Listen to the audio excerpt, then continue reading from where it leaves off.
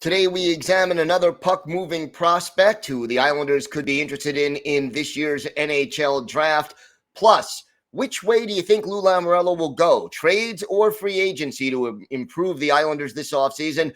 And a big award for Ilya Sorokin. All that and more coming up on today's Locked On Islanders podcast. Your Locked On Islanders, your daily podcast on the New York Islanders. Part of the Locked On Podcast Network, your team every day.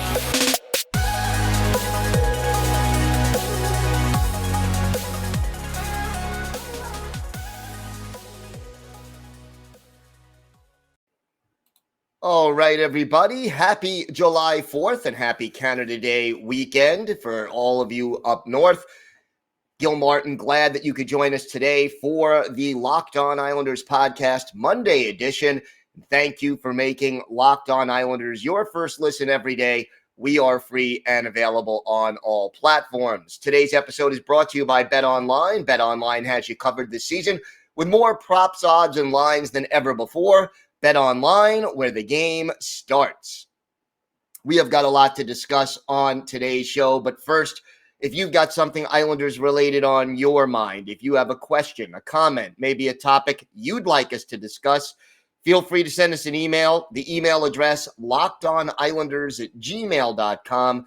And if you leave your first name and where you're from, we're happy to mention you on the show when we talk about whatever it is that's on your mind. You can also follow the show on Twitter at Locked On Isles. And you can follow me, Gil Martin, on Twitter at Ice Wars, NYR VSNYI. We'll keep you up to date on everything Islanders related throughout this very pivotal offseason. The draft is less than a week away. Free agency, trade rumors, you name it. We've got it covered for you right here on the Locked On Islanders podcast. We are going to start today with a big philosophical question, and that is, which way does Lou Lamoriello go? He has talked about the need to make hockey moves this offseason, and there's no question about that. But does he go the free agency route, trying to sign a big fish like a Johnny Gaudreau or a Philip Forsberg, or does he go and make a trade, a hockey trade, as he described it, in order to make this team better? And I get the feeling, based on looking at the big picture surrounding the New York Islanders right now, that we're looking at the trade route being the more likely outcome. And here's why. The Islanders right now have roughly $12 million in cap space available.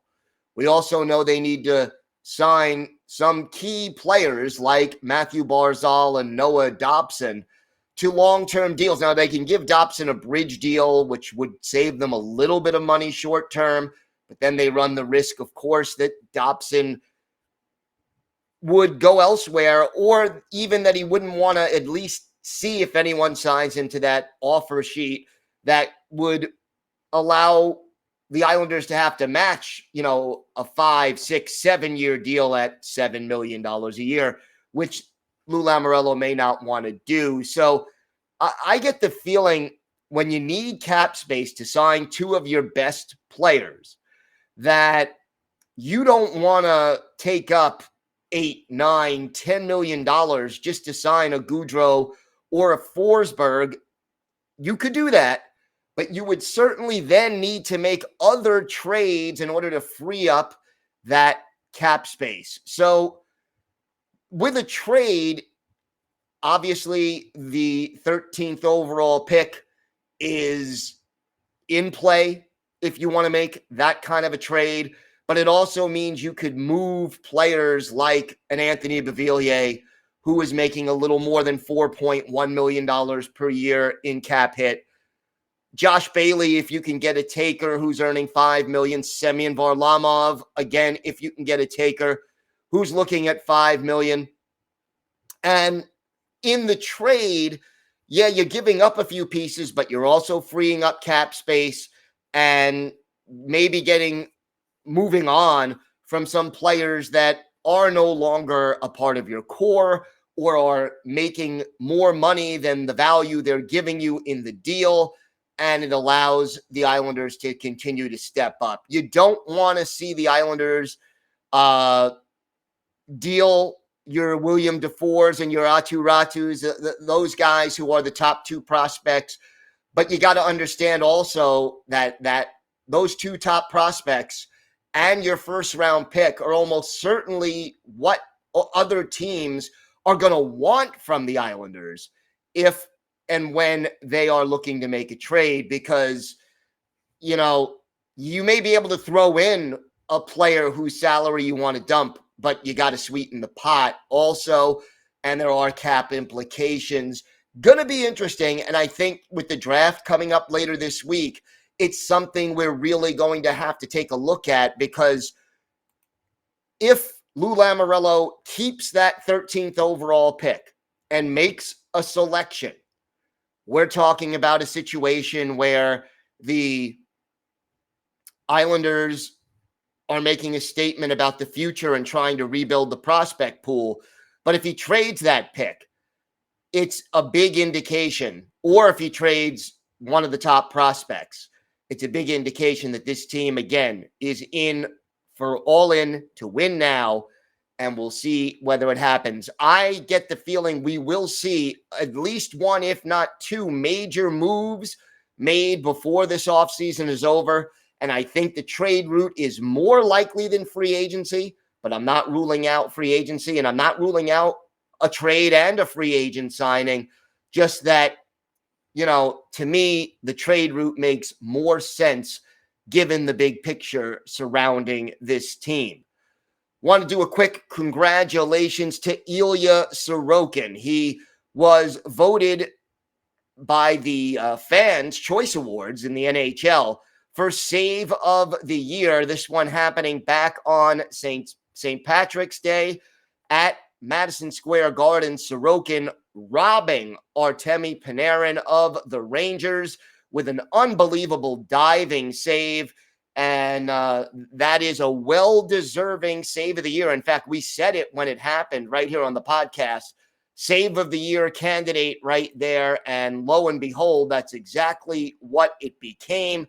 So congratulations to Ilya Sorokin for making the Save of the Year in the National Hockey League.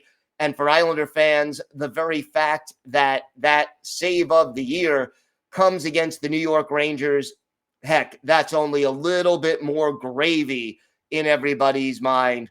But look, deserving for Sorokin, and probably the first of many awards that this young Russian goaltender is going to win over the course of his Islanders career. And I think after year one, it's safe to say that Ilya Sorokin was everything the Islanders hoped he would be and more.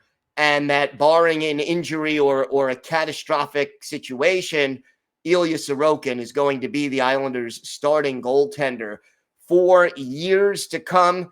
And having a player like that just puts you in a situation where you know you can win any game that you're in, because your starting goalie is going to keep you in that game.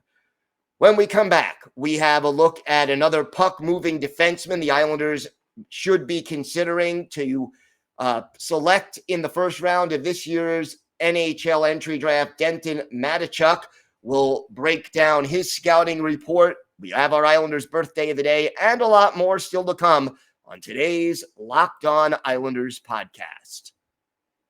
Today's episode is brought to you by BetOnline. BetOnline.net is your number one source for all your betting needs and sports info. Find all the latest sports developments, league reviews, and news, including this year's NHL playoffs and Major League Baseball. BetOnline is your continued source for all your sports wagering information, including live betting, esports, and scores. And BetOnline.net remains the best spot for all your sports scores, podcasts, and news this season. BetOnline.net is the fastest and easiest way to check in on all your favorite sports and events, including MMA, tennis, boxing, and golf. Head to the website today or use your mobile device to learn more about the trends and action. BetOnline, where the game starts. The NHL draft is right around the corner, and our team of local hosts and draft experts are breaking it down with insights and analysis for every first-round pick.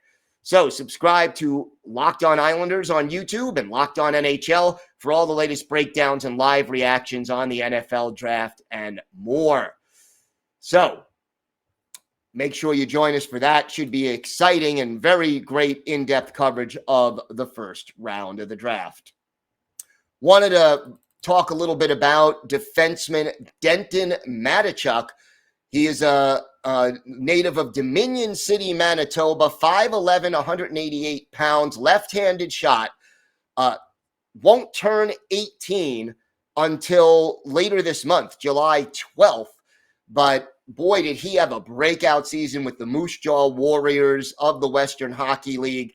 65 games this year, 13 goals, 64 points, and add 10 points, a goal, and 9 assists in 10 playoff games.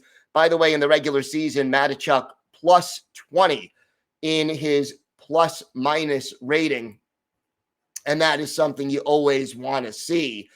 And look, the one thing you love about Mateychuk, the thing that stands out, he's not a big guy. We mentioned 5'11", kind of average size for a defenseman, but he is a very good skater, and he sees the ice so well. He is sort of exactly what the Islanders were lacking this year: speed, skating ability, passing, that transition pass on defense to help you transition from being in your own zone to building the attack. Mateychuk, definitely one of the best to be able to do that. And he made Team Canada's under-18 team as an underage player last year. Remember, he won't turn 18 until later this month. Already a very good skater, knows how to move the puck and manipulate, or influence is probably a better word, opposing players. He isn't afraid to be physical at times on defense, even though he isn't the biggest guy in the world, and he's got nice poise, really reads plays very well. So you get the feeling that he, can be effective in all three zones and really be the kind of player who can help an NHL team, especially the Islanders, build up their defense and their transition game. And, if you think about it, if you get Mateychuk, Dobson, Pelech, and Pulock as your top four in 3-4 years from now, you'd be doing very, very well in that regard. Without question, you would really be setting things up for having one heck of a top four group of defensemen. And I think if he's still around at 13, and if the Islanders are still picking at 13, and obviously that remains sort of a big question mark, but he would really be the kind of guy who you would want. He's dynamic. His skating is great. He has quick feet and knows how to avoid pressure and sort of control the pace of a hockey game. Now, checking is going to be a question. Yes, at 5'11", and 188 pounds, he was able to be physical in juniors. But how good could he be physically in the NHL? Some scouts kind of think, yeah, he'd be able to be effective enough because of his skating ability. Even if he's not going to be very physical in the NHL, he'll be effective defensively. And one comparison to a NHL player, I've got two. One is Chris Letang, which may be asking a little much. That may be a little bit of a reach, but you take that in a heartbeat. The other, Shane Gostisbehere.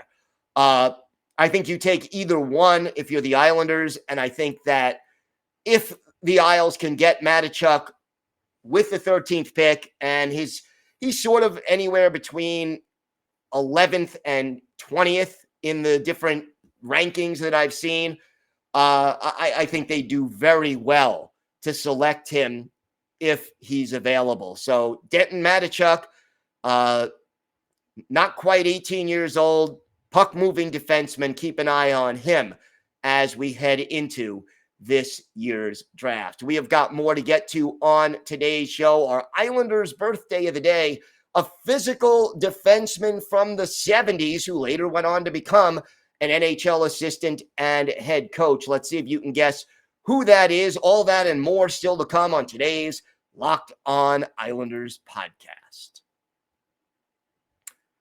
Time now for our Islanders' birthday of the day. And yesterday, July 3rd, was the 69th birthday of former Islanders defenseman Dave Lewis. Lewis, drafted by the Islanders in the third round of the 1973 NHL draft, 33rd overall, which would now make him the first pick in the second round, joined the Islanders right away, 73-74, which was the second season of the Islanders' existence, and stayed with the team through the 79-80 season when he was traded to the LA Kings along with Billy Harris in the Butch Goring trade. So Lewis was with the Islanders from their second season, Al Arbor's first year, through their first Stanley Cup year, but he was traded at the trade deadline and didn't win a cup with the Isles, played with the LA Kings through the end of the 82-83 season, then played for the Devils and the Red Wings, made it to 1,000 games played in the NHL, 1,008 games, 36 goals, 223 points. 28 points was his career high, and never scored more than 5 goals in a season, although he did that 3 times. Not a big offensive guy, but at 6'2", 200. He had good size for the 70s and 80s and really did a good job there. Now, Lewis went on to become an assistant coach after hanging up his skates with the Red Wings, then became their head coach in 2002-2003. Coached there for 2 seasons, coached the Bruins for a season, and then was an assistant with the Hurricanes through the 2013-2014 season, and that was the last year that he coached. We're going to look at one of Dave Lewis's better games with the Isles. March 9th, 1977, at the old Omni in Atlanta, the Islanders and the Atlanta Flames. Chico Resch, the goalie for the Islanders. Fiery Phil Meir, the goalie for the Flames. And it was the Islanders getting on the board first. Clark Gillies, his 27th from Billy Harris and Brian Trottier at 9:41. Islanders up by a goal. But Ray Como of Atlanta ties it. His 15th from Kurt Bennett and Dave Shand at 14:45. We're even 1-1 after the first period. In the second, Bill Clement, the future broadcaster, his 13th from Kurt Bennett and Pat Ribble at 6:19. Islanders down 2-1, and things not looking up. But the Islanders come back. Billy Harris, his 21st. Brian Trottier and Clark Gillies with the assist at 12:40 ties the game at 2. And then Zach Parise's dad, J.P. Parise, his 22nd from Dennis Potvin, and our Islanders' birthday of the day, Dave Lewis at 14:47. Isles now up 3-2. Then the Islanders' power play goes to work with Bill Clement off for hooking Denny Potvin, his 21st. Jean Potvin and Ed Westfall, the assists at 17:15. Islanders 4, Flames 2 after 40 minutes. In the third, Bob Nystrom adds to the Islanders' lead just a minute 19 in. His 27th from Dennis Potvin and our Islanders' birthday of the day, Dave Lewis. And then Jude Drouin, his 15th from Dave Lewis, our Islanders' birthday of the day, and Eddie Westfall at 17:56. Final score, Islanders 6 and the Flames 2. And for our Islanders' birthday of the day, Dave Lewis, he had 3 assists in this game. He was a +4, and he did have 3 shots on goal. Islanders win it going away. 33 saves for Chico Resch. Islanders outshot 35-21, but a strong game for Chico and for Dave Lewis. 3 assists in this game. One of his better offensive outputs with the Islanders that year. He had 28 points, 4 goals, and 24 assists. So 3 of them coming in this game. Once again, a very happy 69th birthday to Kinserly, Saskatchewan native Dave Lewis. He is our Islanders' birthday of the day. Draft coming closer and closer. We will have more draft previews and more thoughts on what the Islanders' strategy will be in this year's draft. Remember, you have a first-round pick. The Islanders don't have their own second-round pick, rather, but they do have the Avalanche's second pick, and we'll certainly keep an eye on what they do with that. This is going to be a pivotal offseason, and the draft later this week will be a big part of it. So certainly we're going to be keeping an eye on that and how the Islanders end up handling the NHL draft. And again, trade that pick or keep that pick. It's going to be a big difference as far as the philosophy that the Islanders are showing everybody heading into this offseason. And I think the Islanders, based on the way this team is structured, have to be all in on trying to win this year. Too many older guys on this roster. Even if you don't bring back your Charas and your Greens, a lot of guys on the other side of 30. And if you want to try to win with this foundation, with the players on your team, you got to do it in the next year or two, or you have to really start that rebuild, and we'll see how the team handles that as we get deeper and deeper in to this critical offseason. Thanks again for making Locked On Islanders your first listen every day. Now make your second listen Locked On NHL. Locked On experts give you a daily 30-minute podcast on all things NHL all year long. Stay up to date on everything in the hockey world. Locked On NHL, your daily 30-minute NHL podcast. That's going to do it for today's episode of the Locked On Islanders podcast. Have a great 4th of July, everybody. Stay safe. Happy birthday, America. And of course, let's go Islanders.